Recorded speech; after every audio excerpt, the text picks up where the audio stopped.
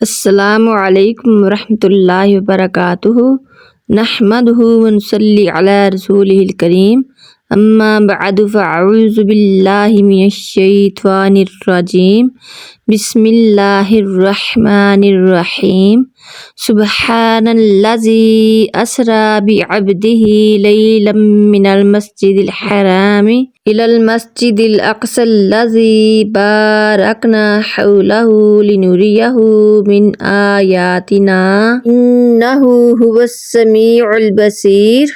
یہ آیت مبارکہ سورۃ بنی اسرائیل کی آیت نمبر 1 ہے۔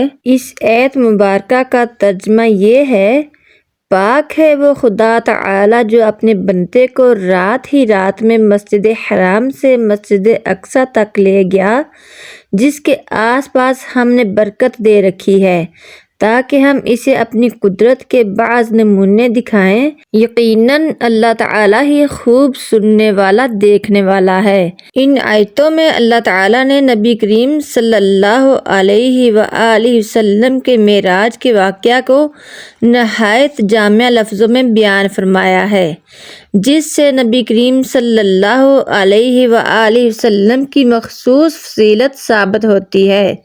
یہ کسی نبی اور رسول کو مرتبہ نہیں ملا۔ قرآن مجید میں معراج کا بیان 2 صورتوں میں اجمالی طور پر آیا ہے، ایک سورۃ بنی اسرائیل میں اور دوسرے سورۃ النجم میں، اور حدیثوں میں نہایت تفصیل کے ساتھ یہ واقعہ بیان کیا گیا ہے۔ سورۃ النجم میں اللہ رب العزت نے اس واقعہ کو یوں بیان فرمایا ہے: اعوذ باللہ من الشیطان الرجیم بسم اللہ الرحمن الرحیم والنجم اذا ہوا، قسم ہے ستارے کی جب وہ جھکے، ما ضل صاحبکم وما غوا، تمہارا ساتھی نہ گمراہ ہوا ہے اور نہ ٹیڑھی راہ پر ہے، وما ینطق عن الہوی، اور نہ اپنی نفسیاتی خواہشات سے کوئی بات کہتے ہیں، ان ہو الا وحی یوحی، وہ قرآن پاک تو صرف وحی ہے جو اتاری جاتی ہے، علمہ شدید القویٰ، اسے پوری طاقت والے فرشتے نے سکھایا ہے، ذو مرۃ فاستوی، جو زور آور ہے وہ سیدھا کھڑا ہو گیا، وہو بالافق الاعلی،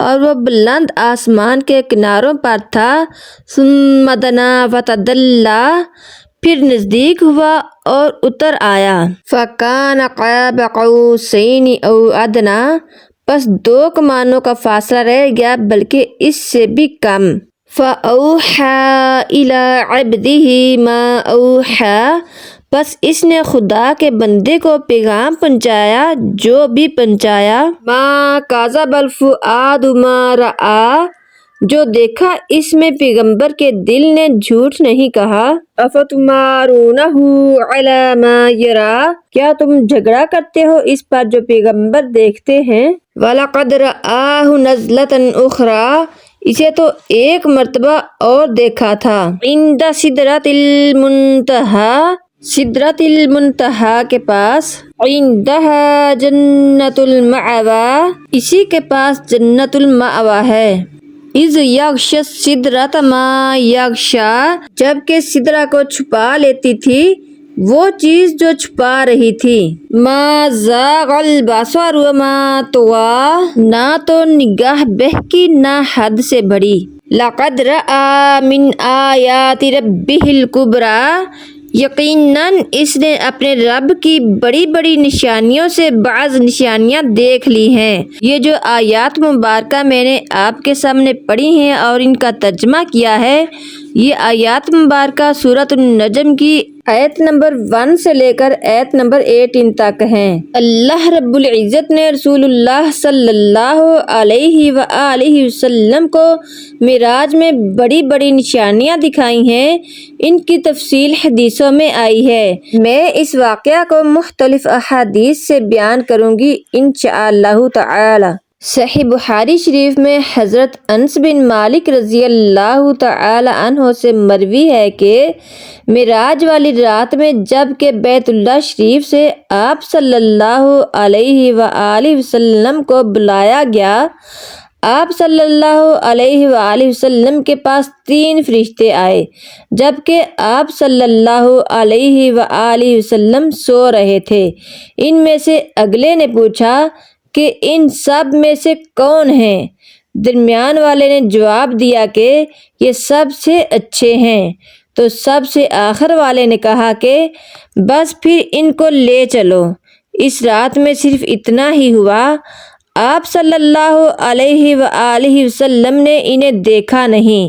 دوسری رات پھر یہ تینوں آئے، اس وقت بھی آپ صلی اللہ علیہ وآلہ وسلم سو رہے تھے، لیکن آپ صلی اللہ علیہ وآلہ وسلم کا سونا اس طرح کا تھا کہ آنکھیں سو رہی تھی اور دل جاگ رہا تھا۔ تمام انبیاء علیہ السلام کی نیند اسی طرح کی ہوتی ہے۔ اس رات انہوں نے آپ صلی اللہ علیہ وآلہ وسلم سے کوئی بات نہیں کی۔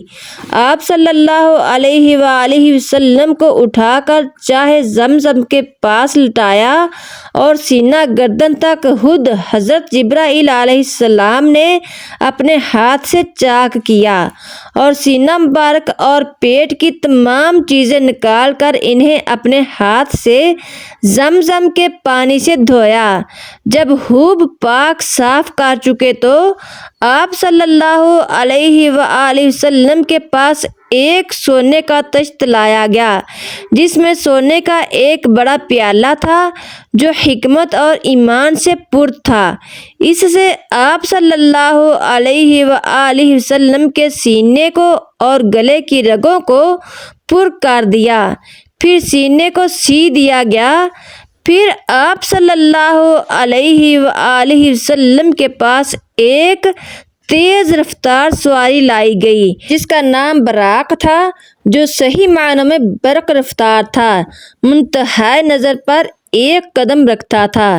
یہ روایت صحیح بخاری شریف اور صحیح مسلم شریف دونوں میں موجود ہے۔ برق رفتار کا معنی ہے بجلی کی رفتار، اور منتہائے نظر کا مطلب ہے جہاں نظر کی انتہا ہوتی ہے، جہاں پر نظر ختم ہو جاتی ہے وہاں تک 1 قدم رکھتا تھا۔ ترمذی شریف کی حدیث مبارکہ میں ہے کہ حضرت جبرائیل علیہ السلام نے اس کو پکڑ کر حضرت صلی اللہ علیہ وآلہ وسلم کو سوار ہونے کے لیے کہا۔ آپ صلی اللہ علیہ وآلہ وسلم نے سوار ہونے کا جب ارادہ کیا تو وہ براق کسی قدر شوخی اور تیزی کرنے لگا۔ حضرت جبرائیل علیہ السلام نے اس کے کان میں کہا کہ تجھے معلوم ہے کہ نبی کریم صلی اللہ علیہ وآلہ وسلم سے زیادہ مکرم اور محترم کوئی نہیں ہے جو تجھ پر سوار ہوا ہو۔ یہ سن کر براق عرق عرق اور پسینہ پسینہ ہو گیا۔ بزار طبرانی اور بہقی کی روایت میں ہے کہ آپ صلی اللہ علیہ وآلہ وسلم اس پر سوار ہو گئے۔ حضرت جبرائیل علیہ السلام آپ صلی اللہ علیہ وآلہ وسلم کے رفیق اور ہم رکاب ہوئے۔ جب آپ صلی اللہ علیہ وآلہ وسلم منزل مقصود کی طرف تشریف لے چلے تو جاتے جاتے راستے میں ایک ایسی زمین پر گزر ہوا جس میں کھجوروں کے بہت درخت تھے۔ حضرت جبرائیل علیہ السلام نے فرمایا کہ آپ صلی اللہ علیہ وآلہ وسلم یہاں پر 2 رکعت نفل نماز پڑھ لیجیے۔ آپ صلی اللہ علیہ وآلہ وسلم نے نماز پڑھ لی۔ حضرت جبرائیل علیہ السلام نے فرمایا کہ یہ مدینہ منورہ کی سرزمین ہے جہاں آپ صلی اللہ علیہ وآلہ وسلم نے ابھی نماز پڑھی ہے۔ پھر آپ صلی اللہ علیہ وآلہ وسلم وہاں سے تشریف لے چلے تو ایک سفید زمین پر آپ صلی اللہ علیہ وآلہ وسلم کا گزر ہوا۔ حضرت جبرائیل علیہ السلام نے فرمایا کہ یہاں بھی نماز پڑھ لیجیے۔ آپ صلی اللہ علیہ وآلہ وسلم نے یہاں بھی نماز پڑھی۔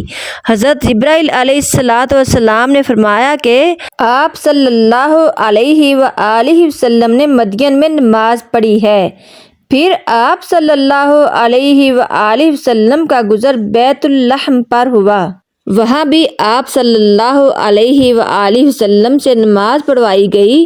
حضرت جبرائیل علیہ السلام نے فرمایا کہ یہ وہ جگہ ہے جہاں حضرت عیسیٰ علیہ السلام پیدا ہوئے تھے۔ نسائی شریف کی روایت میں ہے کہ پھر آپ صلی اللہ علیہ وآلہ وسلم کا گزر طور سینا پر ہوا۔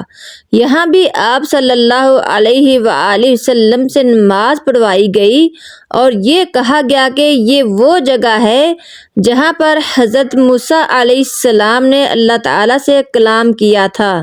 پھر آگے چلتے راستہ میں بہت سی عجیب و غریب باتیں ملاحظہ فرمائیں۔ یہ عجیب و غریب باتیں میں آپ کو نیکسٹ ویڈیو میں بتاؤں گی انشاءاللہ تعالی۔ تب تک کے لیے اللہ حافظ، اللہ نگہبان۔